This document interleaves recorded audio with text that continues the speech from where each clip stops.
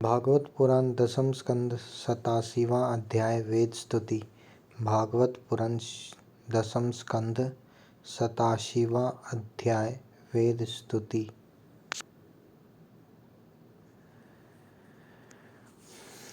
राजा परीक्षित ने पूछा, भगवान ब्रह्म कार्य और कारण से सर्वथा परे हैं। सत्य, रज और तम, इन तीनों गुण उनमें हैं ही नहीं।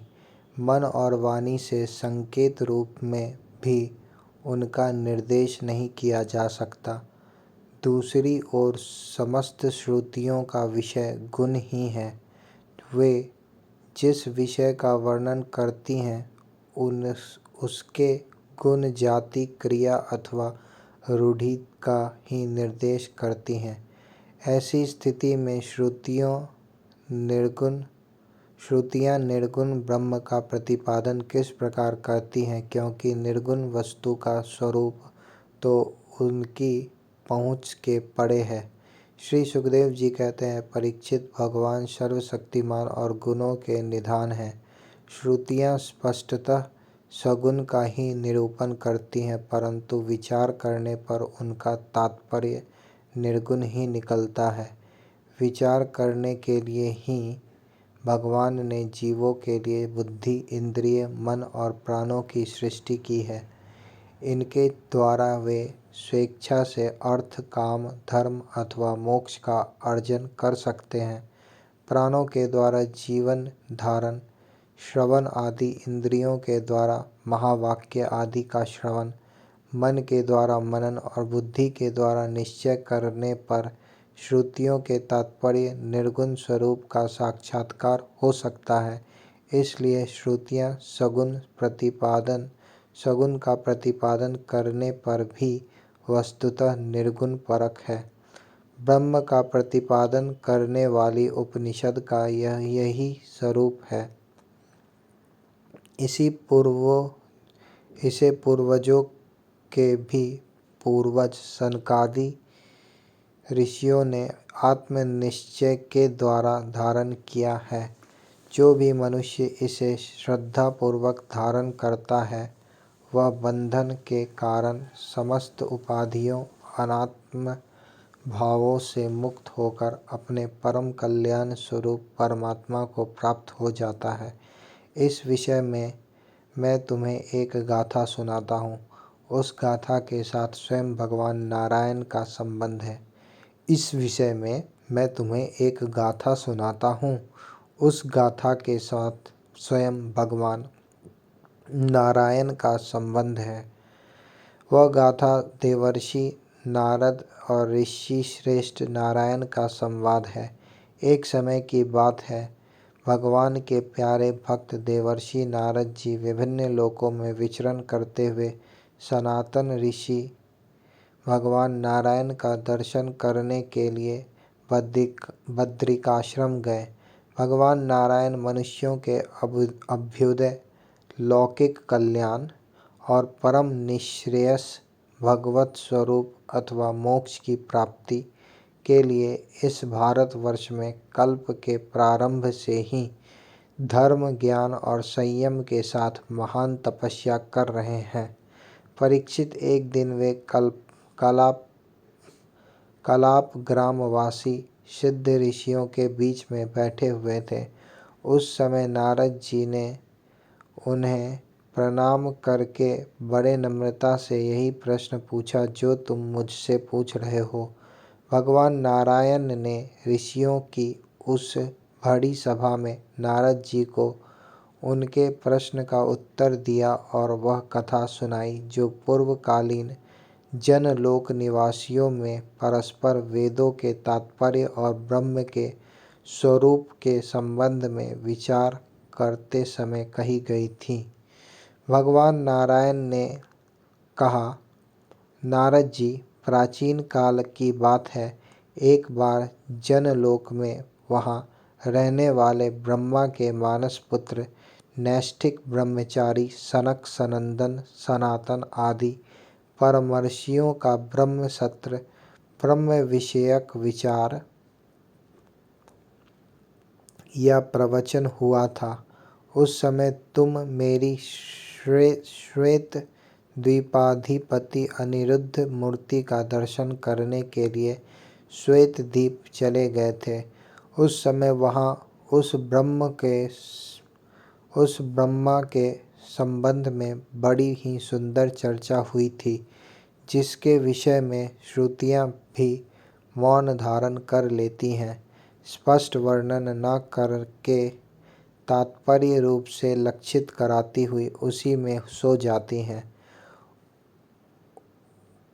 उस ब्रह्म सूत्र में यही प्रश्न उपस्थित किया गया था जो तुम मुझसे पूछ रहे हो।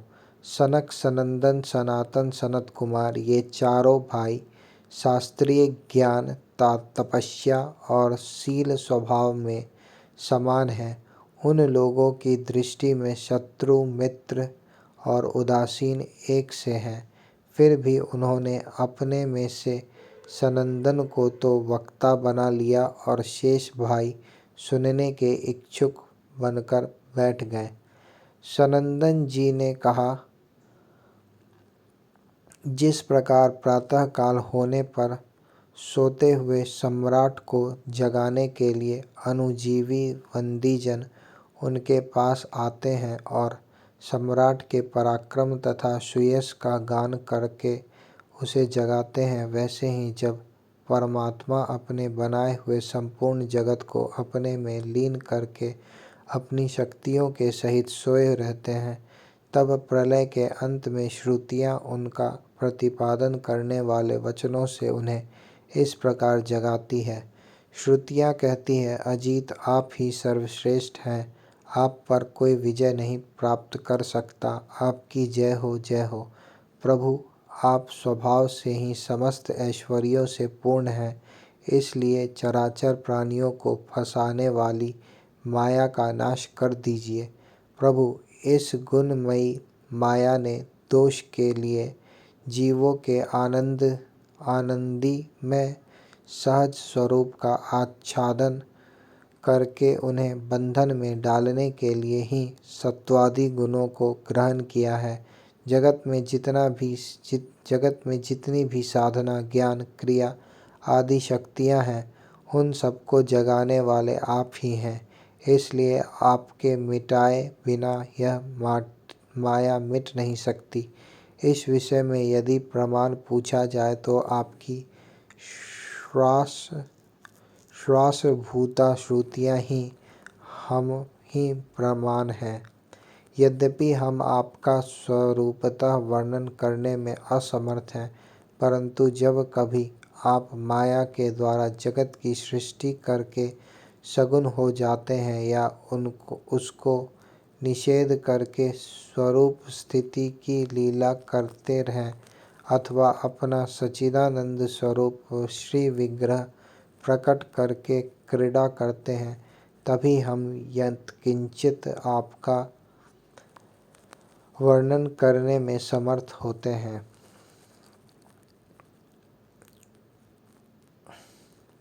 इस श्लोक पर श्री श्रीधर स्वामी जी ने बहुत सुंदर श्लोक लिखे हैं। वे अर्थ सहित यहाँ दिए जाते हैं। अजीत आपकी जय हो, जय हो। झूठे गुण धारण करके चराचर जीवों को आच्छादित करने वाली इस माया को नष्ट कर दीजिए। आपके बिना बेचारे जीव इसको नहीं मार सकेंगे, नहीं पार कर सकेंगे। वेद इस बात का गान करते रहते हैं कि आप सकल सद्गुणों के समुद्र हैं।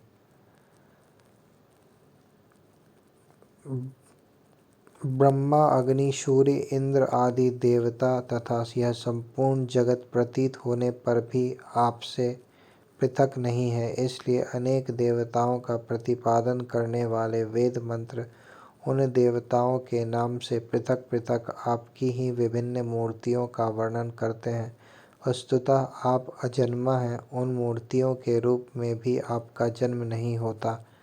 सारे वेद आपके सद्गुणों का वर्णन करते हैं, इसलिए संसार के सभी विद्वान आपके मंगल में कल्याणकारी गुणों के श्रवण, स्मरण आदि के द्वारा आपसे ही प्रेम करते हैं और आपके चरणों का स्मरण करके संपूर्ण क्लेशों से मुक्त हो जाते हैं।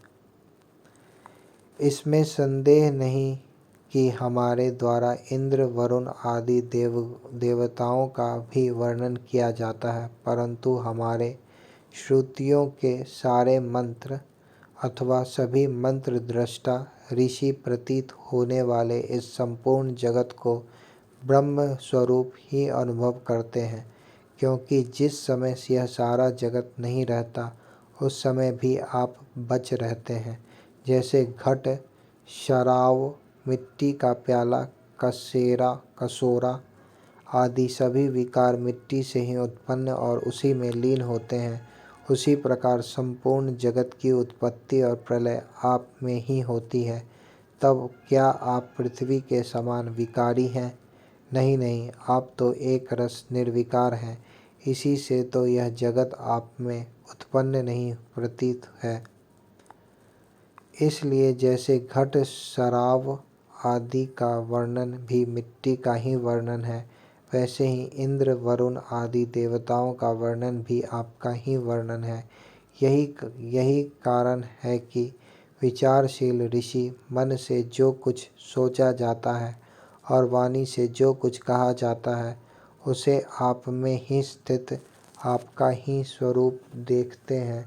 मनुष्य अपना पैर चाहे कहीं भी रखे, ईंट, पत्थर या काठ पर, होगा वह पृथ्वी पर ही, क्योंकि वे सब पृथ्वी स्वरूप ही हैं। इसलिए हम चाहे जिस नाम या जिस स्वरूप का वर्णन करें, वह आपका ही नाम, आपका ही रूप है।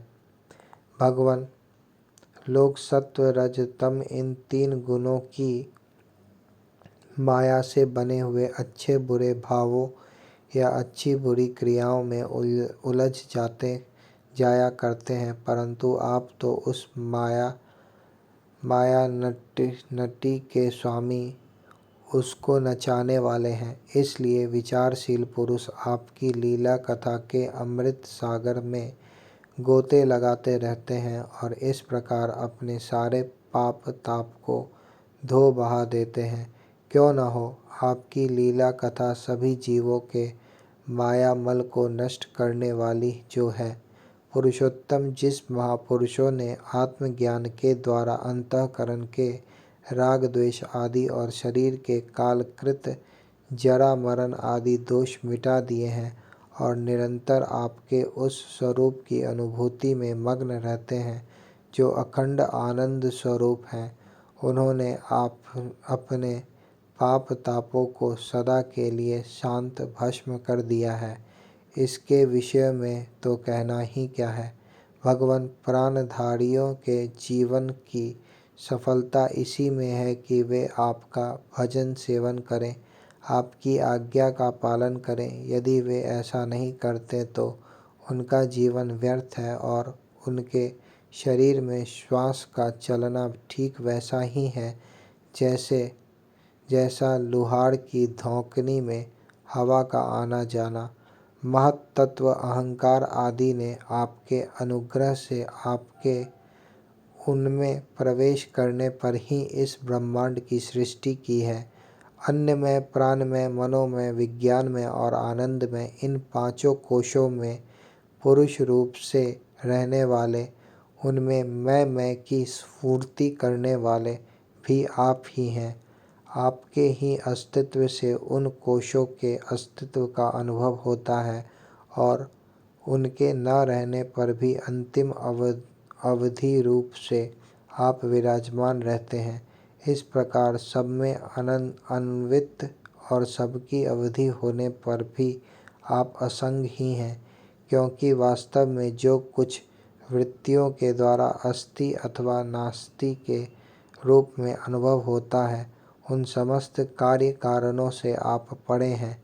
नेति के द्वारा इन सब का निषेध हो जाने पर भी आप ही शेष रहते हैं, क्योंकि आप उस निषेध के भी साक्षी हैं और वास्तव में आप ही एकमात्र सत्य हैं। इसलिए आपके भजन के बिना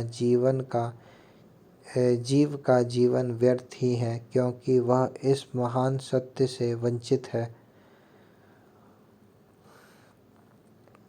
नरहरे मनुष्य शरीर प्राप्त करके यदि जीव अपने आपके श्रवण वर्णन और संस्मरण आदि के द्वारा आपका भजन नहीं करते तो जीवों का श्वास लेना धौंकनी के समान ही सर्वथा व्यर्थ है। मनुष्य ऋषि मुनियों द्वारा बतलाई हुई पद्धतियों से उदर आदि स्थानों में जिनका चिंतन करते हैं और जो प्रभु उनके चिंतन करने पर मृत्यु भय का नाश कर देते हैं, उन हृदय देश में विराजमान प्रभु की हम उपासना करते हैं। अपने द्वारा निर्मित संपूर्ण कार्यों में जो न्यूनाधिक श्रेष्ठ कनिष्ठ के भाव से रहित एवं सबसे भरपूर है, इस रूप में अनुभव में आने वाली निर्विशेष सत्ता के रूप में स्थित हैं, उन भगवान का हम भजन करते हैं।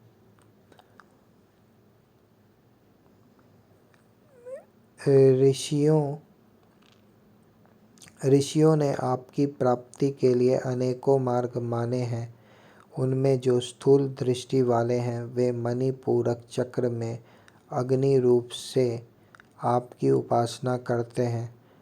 आरुण वंश के ऋषि समस्त नाड़ियों के निकलने के स्थान हृदय में आपके परम सूक्ष्म स्वरूप दहर ब्रह्म की उपासना करते हैं।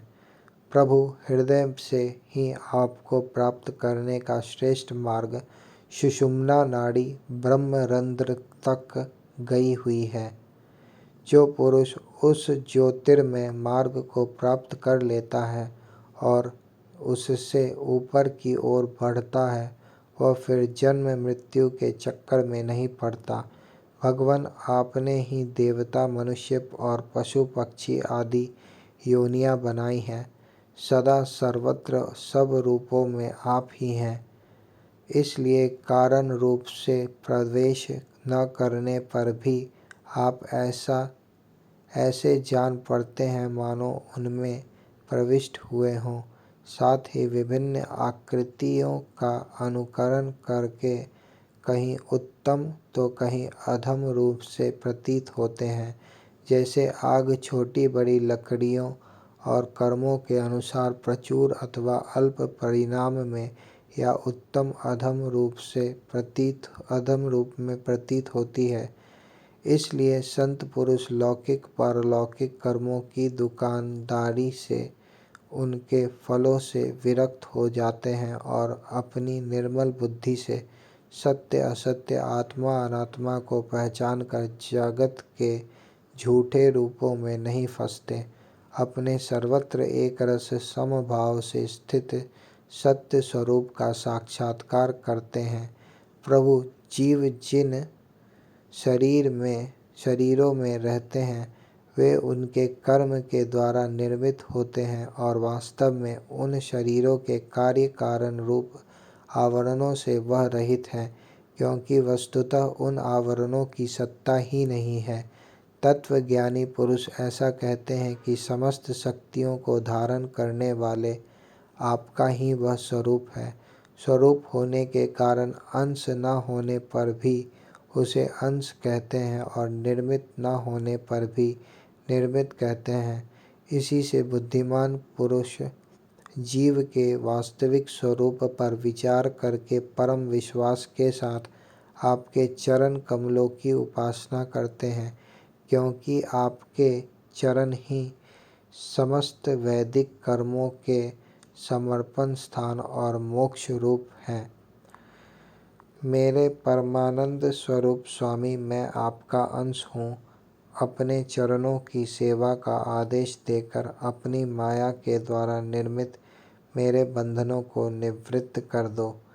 कोई विरले शुद्धांत अंतःकरण महापुरुष आपके अमृतमय कथा समुद्र में विहार करते हुए परमानंद में मग्न रहते हैं और धर्म अर्थ काम मोक्ष इन चारों पुरुषार्थों को तृण के समान तुच्छ बना देते हैं। आप जगत के स्वामी हैं और आप अपनी आत्मा ही हैं। इस जीवन में ही मेरा मन आप में रम जाए। मेरे स्वामी, मेरा ऐसा सौभाग्य कब होगा जब मुझे इस प्रकार का मनुष्य जन्म प्राप्त होगा। भगवान परमात्म तत्व का ज्ञान प्राप्त करना अत्यंत कठिन है। उसी का ज्ञान कराने के लिए आप विविध प्रकार के अवतार ग्रहण करते हैं और उनके द्वारा ऐसी लीला करते हैं जो अमृत के महासागर से भी मधुर और मादक होती है। जो लोग उसका सेवन करते हैं उसकी सारी थकावट दूर हो जाती है, वे परमानंद में मग्न हो जाते हैं। कुछ प्रेमी भक्त तो ऐसा मानते हैं जो आपकी लीला कथाओं को छोड़कर मोक्ष की भी अभिलाषा नहीं करते। स्वर्ग आदि की तो बात ही क्या है, वे आपके चरण कमलों के प्रेमी परमहंसों के सत्संग में, जहाँ आपकी कथा होती है, इतना सुख मानते हैं कि उसके लिए इस जीवन में प्राप्त अपनी घर गृहस्थी का भी परित्याग कर देते हैं। प्रभु, यह शरीर आपकी सेवा का साधन होकर जब आपके पथ का अनुरागी हो जाता है, तब आत्मा हितैषी, सुहृद और प्रिय व्यक्ति के समान आचरण करता है। आप जीवों के सच्चे हितैषी, प्रियतम और आत्मा ही हैं और सदा सर्वदा जीवों को अपनाने के लिए तैयार रहते हैं।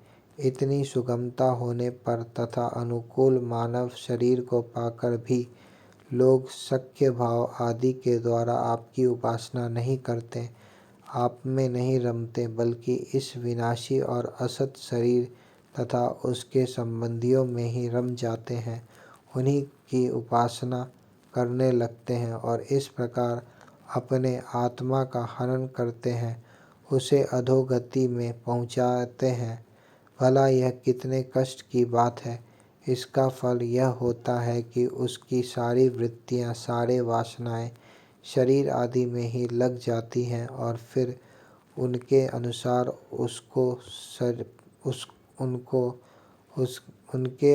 उनको पशु पक्षी आदि के न जाने कितने बड़े बड़े शरीर ग्रहण करने पड़ते हैं और इस प्रकार अत्यंत भयावह जन्म मृत्यु रूप संसार में भटकना पड़ता है। प्रभु, बड़े बड़े विचारशील योगी यति अपने प्राण, मन और इंद्रियों को वश में करके दृढ़ योगाभ्यास के द्वारा हृदय में आपकी उपासना करते हैं, परंतु आश्चर्य की बात तो यह है कि उन्हें जिस पद की प्राप्ति होती है उसी की प्राप्ति उन शत्रुओं को भी हो जाती है जो आपसे वैर भाव रखते हैं, क्योंकि स्मरण तो वे भी करते ही हैं। कहाँ तक कहें भगवान, वे स्त्रियां जो अज्ञानवश आपको परिच्छिन्न मानती हैं और आपकी शेष नाग के समान मोटी लंबी तथा सुकुमार भुजाओं के प्रति काम भाव से आसक्त रहती हैं, जिस परम पद को प्राप्त करती हैं वही पद हम श्रुतियों को भी प्राप्त होता है। यद्यपि हम आपको सदा सर्वदा एक रस अनुभव करती हैं और आपके चरणार विंद का मकरंद रस पान करती रहती हैं, क्यों न हो आप समदर्शी जो हैं, आपकी दृष्टि में उपासक के परिच्छिन्न या अपरिच्छिन्न भाव में कोई अंतर नहीं है।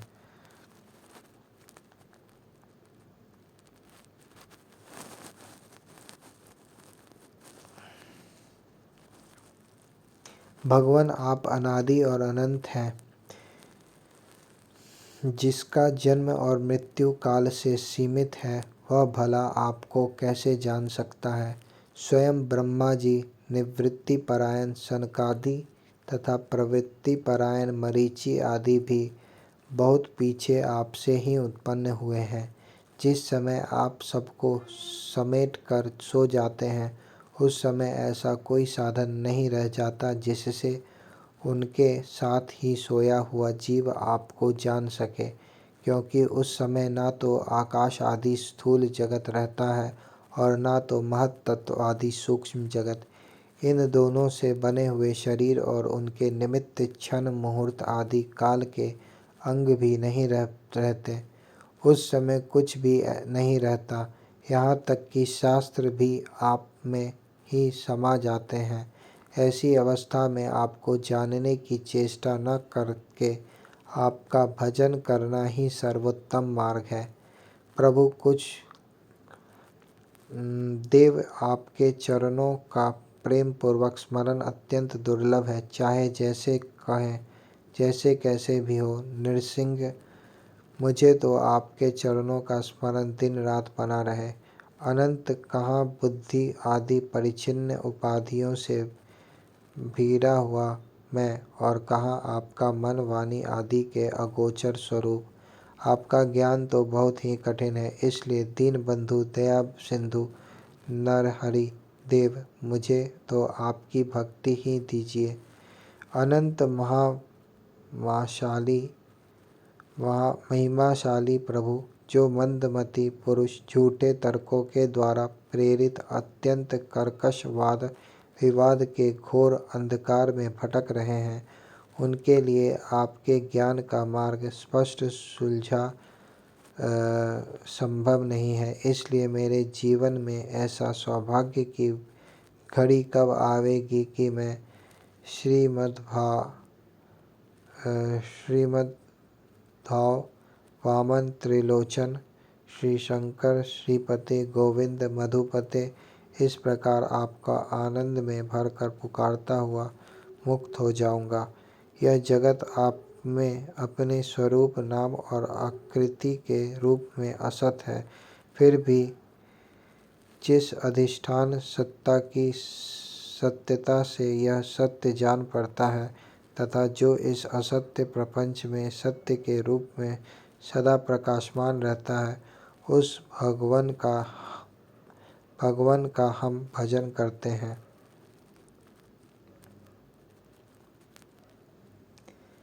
प्रभु, कुछ लोग मानते हैं कि असत जगत की उत्पत्ति होती है, और कुछ लोग कहते हैं कि सत रूप दुखों का नाश होने पर मुक्ति मिलती है। दोनों लोग आत्मा को अनेक मानते हैं, तो कई लोग कर्म के द्वारा प्राप्त होने वाले लोक और परलोक रूप व्यवहार को सत्य मानते हैं। इसमें संदेह नहीं कि ये सभी बातें भ्रम मूलक है, और वे आरोप करके ही ऐसा उपदेश करते हैं।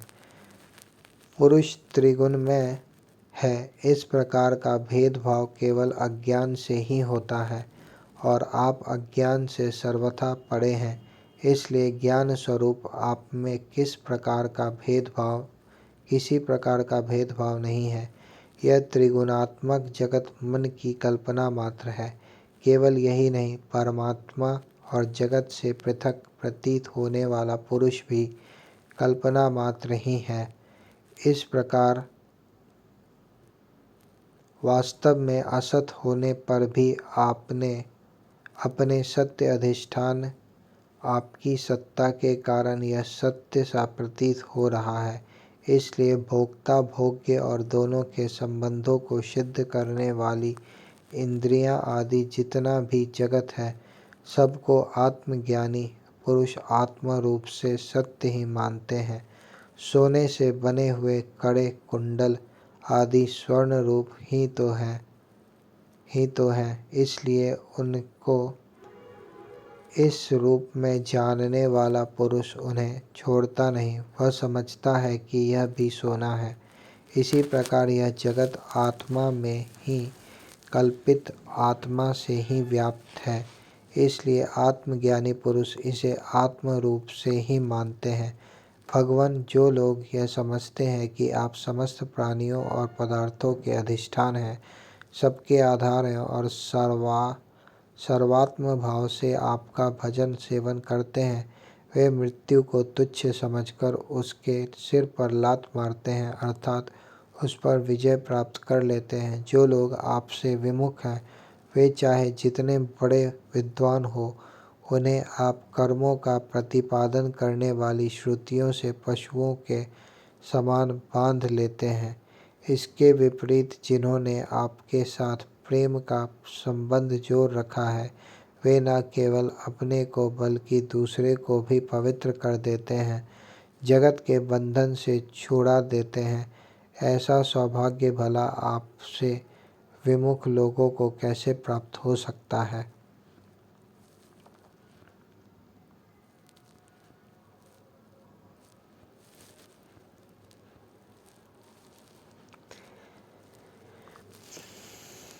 लोग पंचाग्नि आदि तपों से तप्त हो पर्वतों से गिरकर आत्मघात कर लें, तीर्थों का पर्यटन करें, वेदों का पाठ करें, यज्ञों के द्वारा यजन करें अथवा भिन्न भिन्न मतवादों के द्वारा आपस में विवाद करें, परंतु भगवान के बिना इस मृत्युमय संसार सागर से पार नहीं जाते।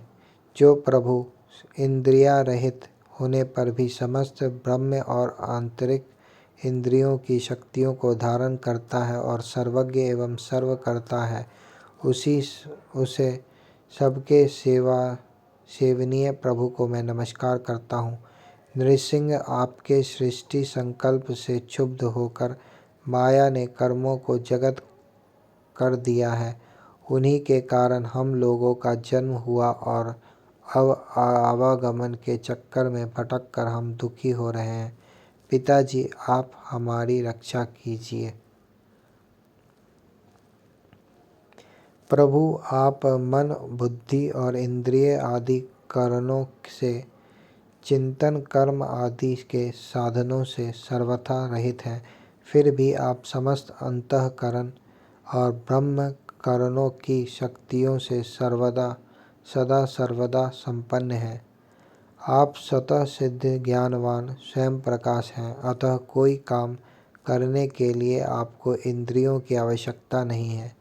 जैसे छोटे छोटे राजा अपनी अपनी प्रजा के कर लेकर स्वयं अपने सम्राट को कर देते हैं, वैसे ही मनुष्यों के पूज्य देवता और देवताओं के पूज्य ब्रह्मा आदि भी अपने अधिकृत प्राणियों से पूजा स्वीकार करते हैं और माया के अधीन होकर आपकी पूजा करते रहते हैं। वे इस प्रकार आपके पूजा करते हैं कि आपने जहाँ जो कर्म करने के लिए उन्हें नियुक्त कर दिया है, वे आपसे भयभीत रहकर वही वह काम करते रहते हैं। नित्य मुक्त आप मायातीत हैं, फिर भी जब अपने ईश्वर इच्छन मात्र से, संकल्प मात्र से माया के साथ क्रीड़ा करते हैं, तब आपका संकेत पाते ही जीवों के सूक्ष्म शरीर और उनके सुप्त कर्म संस्कार जग जाते हैं और चराचर प्राणियों की उत्पत्ति होती है। प्रभु, आप परम दयालु हैं। आकाश के समान सब में सम होने के कारण ना तो कोई आपका अपना है और ना तो पराया। वास्तव में तो आपके स्वरूप में मन और वाणी की गति ही नहीं है। अपने कार्य कारण रूप प्रपंच का अभाव होने से ब्रह्मा दृष्टि से आप शून्य के समान ही जान पड़ते हैं, परंतु उस दृष्टि के भी अधिष्ठान होने के कारण आप परम सत्य हैं। भगवान, आप नित्य एक रस हैं। यदि जीव असंख्य हो और सब के सब नित्य एवं सर्वव्यापक हो, तब तो वे आपके समान ही हो जाएंगे। उस हालत में वे शासित हैं और आप शासक, यह बात बन ही नहीं सकती, और तब आप उनका नियंत्रण कर ही नहीं सकते। उनका नियंत्रण आप तभी कर सकते हैं जब वे आपसे उत्पन्न एवं आपकी अपेक्षा न्यून हो। इसमें संदेह नहीं कि ये सब के सब जीव तथा इनकी एकता या विभिन्नता आपसे ही उत्पन्न हुई है, इसलिए आप उनमें कारण रूप से रहते हुए भी उनके नियामक हैं। वास्तव में आप उनमें सम रूप से स्थित हैं, परंतु यह जाना नहीं जा सकता कि आपका वह स्वरूप कैसा है, क्योंकि जो लोग ऐसा समझते हैं कि हमने जान लिया, उन्होंने वास्तव में आपको नहीं जाना। उन्होंने तो केवल अपनी बुद्धि के विषयों को जाना है जिससे आप परे हैं, और साथ ही मति के द्वारा जितनी वस्तुएं जानी जाती हैं वे मतियों की भिन्नता के कारण भिन्न भिन्न होती हैं, इसलिए उनकी दृष्टता एक मत के साथ दूसरे मत का विरोध प्रत्यक्ष ही है। अतएव आपका स्वरूप समस्त मतों के परे है। श्रुति ने समस्त दृश्य प्रपंच के अंतर्यामी के रूप में जिनका गान किया है, और युक्ति से भी वैसा ही निश्चय होता है, जो सर्वज्ञ सर्वशक्ति और नृसिंह पुरुषोत्तम है, उन्हें सर्व सौंदर्य माधुर्य निधि प्रभु का मैं मन ही मन आश्रय ग्रहण करता हूँ। जीवों के सहित यह संपूर्ण विश्व जिनमें उदय होता है और सुषुप्ति आदि अवस्था में विलय को प्राप्त होता है तथा भान होता है, गुरुदेव की करुणा प्राप्त होने पर जब शुद्ध आत्मा का ज्ञान होता है, तब समुद्र में नदी के समान सहसा वह जिनमें आत्यंतिक प्रलय को प्राप्त हो जाता है, उन्हीं त्रिभुवन गुरु नृसिंह भगवान की मैं अपने हृदय में भावना करता हूँ। नृसिंह यह जीव संसार चक्र के ओर से टुकड़े टुकड़े हो रहा है और नाना प्रकार के सांसारिक पापों की धधकती हुई लपटों से झुलस रहा है। यह आपत्तिग्रस्त जीव किसी प्रकार आपकी कृपा से आपकी शरण में आया है, आप इसका उद्धार कीजिए।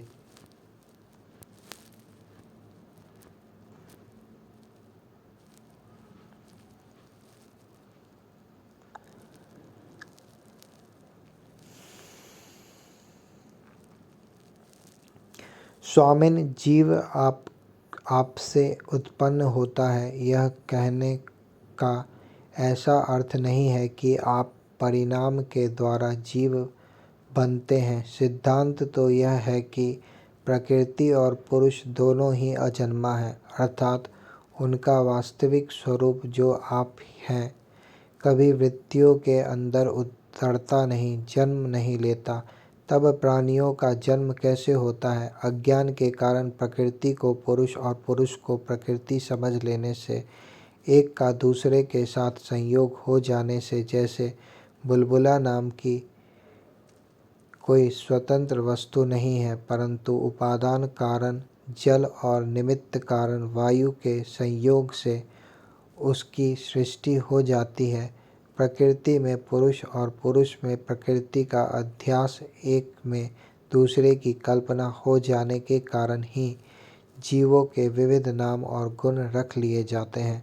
अंत में जैसे समुद्र में नदियाँ और मधु में समस्त पुष्पों के रस समा जाते हैं, वैसे ही वे सब के सब उपाधि रहित आप में समा जाते हैं। इसलिए जीवों की भिन्नता और उनका पृथक अस्तित्व आपके द्वारा नियंत्रित है। उनकी पृथक स्वतंत्रता और सर्वव्यापकता आदि वास्तविक सत्य को न जानने के कारण ही मानी जाती है। भगवान, सभी जीव आपकी माया से भ्रम में भटक रहे हैं, अपने को आपसे पृथक मानकर जन्म मृत्यु का चक्कर काट रहे हैं, परंतु बुद्धिमान पुरुष इस भ्रम को समझ लेते हैं और संपूर्ण भक्ति भाव से आपकी शरण ग्रहण करते हैं, क्योंकि आप जन्म मृत्यु के चक्कर से छुड़ाने वाले हैं। यद्यपि शीत, ग्रीष्म और वर्षा इन तीन भागों वाला कालचक्र आपका भ्रूविलास मात्र है, वह सभी को भयभीत करता है, परंतु वह उन्हीं को बार बार भयभीत करता है जो आपकी शरण नहीं लेते। जो आपके शरणागत भक्त हैं, उन्हें भला जन्म मृत्यु रूप संसार का भय कैसे हो सकता है? अजन्मा प्रभु, जिन योगियों ने अपनी इंद्रियों और प्राणों को वश में कर लिया है, वे भी जब गुरुदेव के चरणों की शरण न लेकर उच्छृंखल एवं अत्यंत चंचल मन तुरंग को अपने वश में करने का प्रयत्न करते हैं, तब अपने साधनों में सफल नहीं होते। उन्हें बार बार खेद और सैकड़ों विपत्तियों का सामना करना पड़ता है। केवल श्रम और दुख ही उनके हाथ लगता है। उनकी ठीक वैसी ही दशा होती है जैसे समुद्र में बिना कर्णधार की नाव पर यात्रा करने वाले व्यापारियों की होती है। तात्पर्य यह है कि जो मन को वश में करना चाहते हैं उनके लिए कर्णधार गुरु की अनिवार्य आवश्यकता है। परमानंद में गुरुदेव भगवान, जब मेरा मन आपके चरणों में स्थान प्राप्त कर लेगा तब मैं आपकी कृपा से समस्त साधनों के परिश्रम से छुटकारा पाकर परमानंद प्राप्त करूँगा। जो आपका भजन करते हैं उनके लिए आप स्वयं साक्षात परमानंद चिद्घन आत्मा ही हैं। इसलिए उन्हें तुच्छ स्त्री पुत्र धन आदि से क्या प्रयोजन है। मैं शरीर और उनके संबंधियों की आसक्ति छोड़कर रात दिन आपका ही चिंतन करूँगा और जहाँ जहाँ निर्भिमान संत निवास करते हैं उन्हीं उन्हीं आश्रम में रहूँगा। उन सत्पुरुषों के मुख कमल से निःसृत आपकी पुण्यमयी कथा सुधा की नदियों की धारा में प्रतिदिन स्नान करूँगा और नृसिंह फिर भी मैं कभी देह के बंधन में नहीं पड़ूँगा।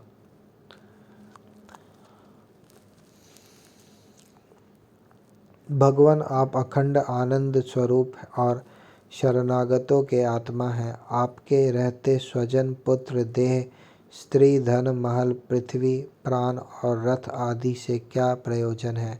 जो लोग इस सत्य सिद्धांत को न जानकर स्त्री पुरुष के संबंध से होने वाले सुखों में ही रमे रह रहे हैं उन्हें संसार में भला ऐसी कौन सी वस्तु है जो सुखी कर सके। क्योंकि संसार की सभी वस्तुएं स्वभाव से ही विनाशी हैं, एक न एक दिन मटियामेट हो जाने वाली हैं। और तो क्या वे स्वरूप से ही सारहीन और सत्ताहीन हैं, वे भला क्या सुख दे सकती हैं। भगवान, जो ऐश्वर्य लक्ष्मी विद्या जाति तपस्या आदि के घमंड से रहित हैं, वे संत पुरुष इस पृथ्वी तल पर परम पवित्र और सबको पवित्र करने वाले पुण्य में सच्चे तीर्थ स्थान है। क्योंकि उनके हृदय में आपके चरणारविंद सर्वदा विराजमान रहते हैं और यही कारण है कि उन संत पुरुषों का चरणामृत समस्त पापों और तापों का सदा के लिए नष्ट कर देने वाला है। भगवान, आप नित्य आनंद स्वरूप आत्मा ही हैं। जो एक बार भी आपको अपना मन समर्पित कर देते हैं, आप में मन लगा देते हैं, वे उन देह गेहों में कभी नहीं रह फंसते जो जीव के विवेक वैराग्य धैर्य क्षमा और शांति आदि गुणों का नाश करने वाला है। वे तो बस आप में ही रम जाते हैं। भगवान, जैसे मिट्टी से बना हुआ घड़ा मिट्टी रूप ही होता है, वैसे ही सत से बना हुआ जगत भी सत ही है। यह बात युक्ति संगत नहीं है, क्योंकि कारण और कार्य का निर्देश ही उनके भेद का द्योतक है। यदि केवल भेद का निषेध करने के लिए ही ऐसा कहा जा रहा हो तो पिता और पुत्र में दंड और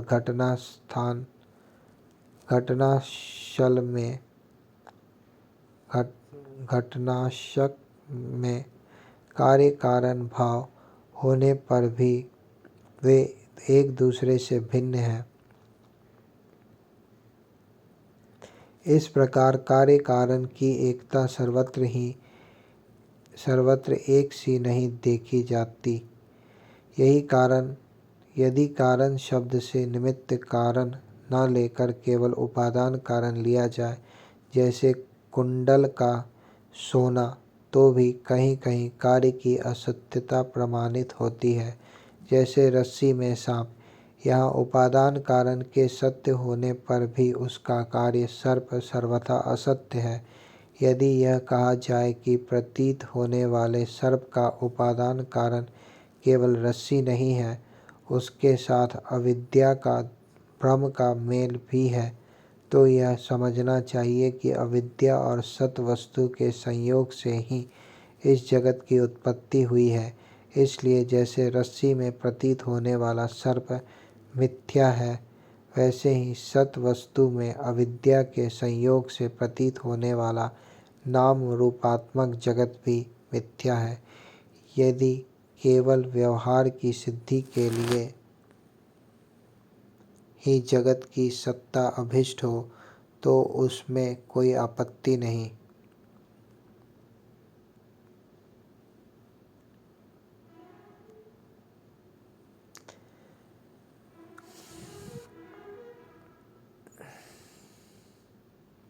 क्योंकि यदि केवल व्यवहार की सिद्धि के लिए ही जगत की सत्ता अभिष्ट हो तो उसमें कोई आपत्ति नहीं, क्योंकि वह पारमार्थिक सत्य न होकर केवल व्यवहारिक सत्य है। यह भ्रम व्यवहारिक जगत में माने हुए काल की दृष्टि से अनादि है और अज्ञानी जन बिना विचार किए पूर्व के भ्रम से प्रेरित होकर अंध परंपरा से इसे मानते चले आ रहे हैं। ऐसी स्थिति में कर्म फल को सत्य बताने वाली श्रुतियाँ केवल उन्हीं लोगों को भ्रम में डालती हैं जो कर्म में जड़ हो रहे हैं और यह नहीं समझते कि इनका तात्पर्य कर्म फल की नित्यता बतलाने में नहीं बल्कि उनकी प्रशंसा करके उन कर्मों में लगाने में है। माला में प्रतीयमान सर्प के समान सत्य स्वरूप आपसे उदय होने पर भी यह त्रिभुवन सत्य नहीं है। झूठा सोना बाजार में चल जाने पर भी सत्य नहीं हो जाता। वेदों का तात्पर्य भी जगत की सत्यता में नहीं है। इसलिए आपका जो परम सत्य परमानंद स्वरूप अद्वैत सुंदर पद है, हे इंद्रिया वंदित श्री हरि, मैं उन्हीं की वंदना करता हूँ। मुझे शरणागत को मत छोड़िए। सोना, मुकुट, कुंडल, कड़ंक और किंडिनी के रूप में परिणत होने पर वस्तुतः सोना ही है। इसी प्रकार नृसिंह, महत तत्व, अहंकार और आकाश वायु आदि के रूप में उपलब्ध होने वाला यह संपूर्ण जगत वस्तुतः आपसे भिन्न नहीं है। प्रभु, आपकी माया आपकी दृष्टि के आंगन में आकर नाच रही है और काल स्वभाव आदि के द्वारा सत्वगुणी, रजोगुणी और तमोगुणी अनेकानेक भावों को प्रदर्शन कर रही है। साथ ही यह मेरा सिर पर सवार होकर मुझे आतुर को बलपूर्वक रौंद रही है। नृसिंह, मैं आपकी शरण में आया हूँ, आप ही इसे रोक दीजिए।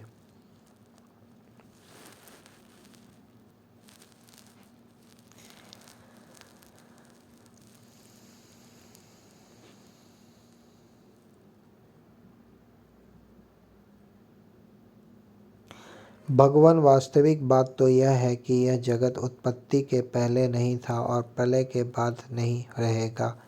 इससे यह सिद्ध होता है कि यह बीच में भी एक रस परमात्मा में मिथ्या ही प्रतीत हो रहा है। इसी से हम श्रुतियाँ इस जगत का वर्णन ऐसा उपमा देकर करती हैं कि जैसे मिट्टी में घड़ा, लोहे में शस्त्र और सोने में कुंडल आदि नाम मात्र है, वास्तव में मिट्टी, लोहा और सोना ही है, वैसे ही परमात्मा में वर्णित जगत नाम मात्र है, सर्वथा मिथ्या और मन की कल्पना है। इसे नासमझ मूर्ख ही सत्य मानते हैं।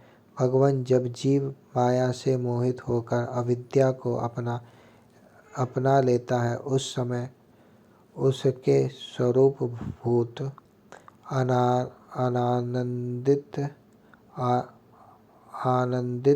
आनंदादि गुण ढक जाते हैं। वह गुणजन्य वृत्तियों, इंद्रियों और देहों में फंस जाता है तथा उन्हीं को अपना आपा मानकर उनकी सेवा करने लगता है। अब उनके अपनी जन्म मृत्यु मानकर उनके चक्कर में पड़ जाता है। परंतु प्रभु, जैसे सांप अपने केचुल से कोई संबंध नहीं रखता उसे छोड़ देता है, वैसे ही आप माया अविद्या से कोई संबंध नहीं रखते, उसे सदा सर्वदा छोड़े रहते हैं। इसी से आपके संपूर्ण ऐश्वर्य सदा सर्वदा आपके साथ रहते हैं। अनिमा आदि अष्ट सिद्धियों से युक्त परम ऐश्वर्य में आपकी स्थिति है। इसी से आपका ऐश्वर्य, धर्म, यश, श्री, ज्ञान और वैराग्य अपरिमित है, अनंत है। वह देश, काल और वस्तुओं की सीमा से अबाध्य नहीं है। भगवान, यदि मनुष्य योगी येति होकर भी अपने हृदय की विषय वासनाओं को उखाड़ नहीं फेंकते, तो उन असाधकों के लिए आप हृदय में रहने पर भी वैसे ही दुर्लभ हैं, जैसे कोई अपने गले में मणि पहने हुए हो, परंतु उसकी याद न रखने पर उसे ढूंढता फिरे इधर उधर।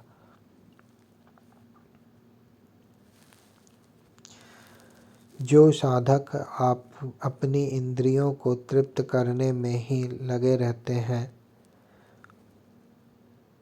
विषयों से विरक्त नहीं होते, उन्हें जीवन भर और जीवन के बाद भी दुख ही दुख भोगना पड़ता है, क्योंकि वे साधक नहीं, दंभी हैं। एक तो अभी उन्हें मृत्यु से छुटकारा नहीं मिला है, लोगों को रिझाने, धन कमाने आदि के क्लेश उठाने पड़ रहे हैं, और दूसरे आपका स्वरूप न जानने के कारण अपने धर्म कर्म का उल्लंघन करने से परलोक में नरक आदि प्राप्त होने का भय भी बना ही रहता है। प्रभु, मैं दंभपूर्ण संन्यास के बहाने लोगों को ठग रहा हूँ, एकमात्र भोग की चिंता से ही आतुर हूँ तथा रात दिन नाना प्रकार के उद्योगों की रचना की थकावट से व्याकुल तथा बेसुध हो रहा हूँ। मैं आपकी आज्ञा का उल्लंघन करता हूँ, अज्ञानी हूँ और अज्ञानी लोगों के द्वारा प्राप्त सम्मान से मैं संत हूँ ऐसा घमंड कर बैठा हूँ। दीनानाथ, दयानिधान, परमानंद, मेरी रक्षा कीजिए। माधव, आप मुझे अपना स्वरूप का अनुभव कराइए, जिससे फिर सुख दुख के संयोग की स्फूर्ति नहीं होती, अथवा मुझे अपने गुणों के श्रवण और वर्णन का प्रेम ही दीजिए, जिससे मैं विधि निषेध का किंकर न होऊं। हे अनंत, ब्रह्मा आदि देवता आपका अंत ही नहीं जानते, न आप ही जानते हैं, और न तो वेदों की मुकुटमणि उपनिषदें ही जानती हैं, क्योंकि आप अनंत हैं। उपनिषदें नमो नमः, जय हो यह कहकर आप में चिरतार्थ होती है, इसलिए मैं भी नमो नमः, जय हो यह कहकर आपके चरण कमलों की उपासना करता हूँ। भगवान, आपके वास्तविक स्वरूप को जानने वाला पुरुष आपके दिए हुए पुण्य और पाप कर्मों के फल, सुख एवं दुखों को नहीं जानता, नहीं भोगता। वह भोग्य और भोक्तापन के भाव से ऊपर उठ जाता है। उस समय विधि निषेध के प्रतिपादक शास्त्र भी उससे निवृत्त हो जाते हैं, क्योंकि वे देहाभिमानियों के लिए है। उनकी ओर तो उनका ध्यान ही नहीं जाता। जिसे आपके स्वरूप का ज्ञान नहीं हुआ है, वह भी यदि प्रतिदिन आपकी प्रत्येक युग में की हुई लीलाओं, गुणों, गान सुनकर उनके द्वारा आपको अपने हृदय में बैठा लेता है, तो अनंत अचिंत्य दिव्य गुणों के निवास स्थान प्रभु, आपका वह प्रेमी भक्त भी पाप पुण्यों के फल, सुख दुखों और विधि निषेधों से अतीत हो जाता है, क्योंकि आप ही उनकी मोक्ष स्वरूप गति है। परंतु इन ज्ञानी और प्रेमियों को छोड़कर और सभी शास्त्र बंधन में हैं, तथा वे उनका उल्लंघन करने पर दुर्गति को प्राप्त होते हैं। भगवान, स्वर्गादि लोकों के अधिपति इंद्र, ब्रह्मा प्रभृति भी आपकी थाह आपका पार ना पा सकें। और आश्चर्य की बात तो यह है कि आप भी उसे नहीं जानते, क्योंकि जब अंत है ही नहीं तब कोई जानेगा कैसे। प्रभु जैसे आकाश में हवा से धूल के नन्हे नन्हे कण उड़ते रहते हैं, वैसे ही आप में काल के वेग से आप अपने से उत्तरोत्तर 10 गुने 7 आवरणों के सहित असंख्य ब्रह्मांड एक साथ ही घूमते रहते हैं। तब भला आपकी सीमा कैसे मिले। हम श्रुतियाँ भी आपके स्वरूप का साक्षात वर्णन नहीं कर सकती। आपके अतिरिक्त वस्तुओं का निषेध करते करते अंत में अपना भी निषेध कर देती हैं और आप में ही अपनी सत्ता खोकर सफल हो जाती हैं। भगवान नारायण ने कहा, देवर्षि, इस प्रकार सनकादि ऋषियों ने आत्मा और ब्रह्मा की एकता बतलाने वाला उपदेश सुनकर आत्मस्वरूप को जाना और नित्य सिद्ध होने पर भी इस उपदेश से कृतकृत्य से होकर उन लोगों ने सनंदन की पूजा की। नारद सनकादि ऋषि सृष्टि के आरंभ में उत्पन्न हुए थे, अतएव वे सबके पूर्वज हैं। उन आकाशगामी महात्माओं ने इस प्रकार समस्त वेद पुराण और उपनिषदों का रस निचोड़ लिया है। यह सबका सार सर्वस्व है। देवर्षि, तुम भी उन्हीं के समान ब्रह्मा के मानस पुत्र हो, उनकी ज्ञान संपत्ति के उत्तराधिकारी हो। तुम भी श्रद्धा के साथ इस ब्रह्म विद्या को धारण करो और स्वेच्छानंद भाव से पृथ्वी में विचरण करो। यह विद्या मनुष्यों की समस्त वासनाओं को भस्म कर देने वाली है। और श्री सुखदेव जी कहते हैं, परीक्षित, देवर्षि नारद बड़े संयमी ज्ञानी और पूर्व श्री सुखदेव जी कहते हैं, परीक्षित, देवर्षि नारद बड़े संयमी ज्ञानी पूर्व काम और नैष्ठिक ब्रह्मचारी हैं। वे जो कुछ सुनते हैं उन्हें उनकी धारणा हो जाती है। भगवान नारायण ने उन्हें जब इस प्रकार उपदेश किया तब उन्होंने बड़ी श्रद्धा से उसे ग्रहण किया और उनसे यह कहा। देवर्षि नारद ने कहा, भगवान, आप सच्चिदानंद स्वरूप श्री कृष्ण हैं। आपकी कीर्ति परम पवित्र है। आप समस्त प्राणियों के परम कल्याण मोक्ष के लिए कमनीय कलावतार धारण किया करते हैं। मैं आपको नमस्कार करता हूँ। परीक्षित, इस प्रकार महात्मा देवर्षि नारद आदि ऋषि भगवान नारायण को और उनके शिष्यों को नमस्कार करके स्वयं मेरे पिता श्री कृष्ण द्वैपायन के आश्रम पर गए। भगवान वेद व्यास ने उनका यथोचित सत्कार किया। वे आसन स्वीकार करके बैठ गए। इसके बाद देवर्षि नारद ने जो कुछ भगवान नारायण के मुँह से सुना था वह सब कुछ मेरे पिताजी को सुना दिया। राजन, इस प्रकार मैंने तुम्हें बतलाया कि मन वाणी से अगोचर और समस्त प्राकृत गुणों से रहित पर ब्रह्म परमात्मा का वर्णन श्रुतियाँ किस प्रकार करती हैं और उनमें मन का कैसे प्रवेश होता है।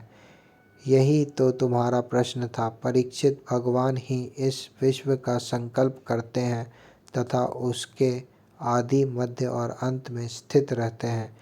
वे प्रकृति और जीव दोनों के स्वामी हैं। उन्होंने ही इसमें इसकी सृष्टि करके जीव के साथ इसमें प्रवेश किया है और शरीरों का निर्माण करके वे ही उनका नियंत्रण करते हैं। जैसे गाढ़ निद्रा सुषुप्ति में मग्न पुरुष अपने शरीर का अनुसंधान छोड़ देता है, वैसे ही भगवान को पाकर यह जीव माया से मुक्त हो जाता है।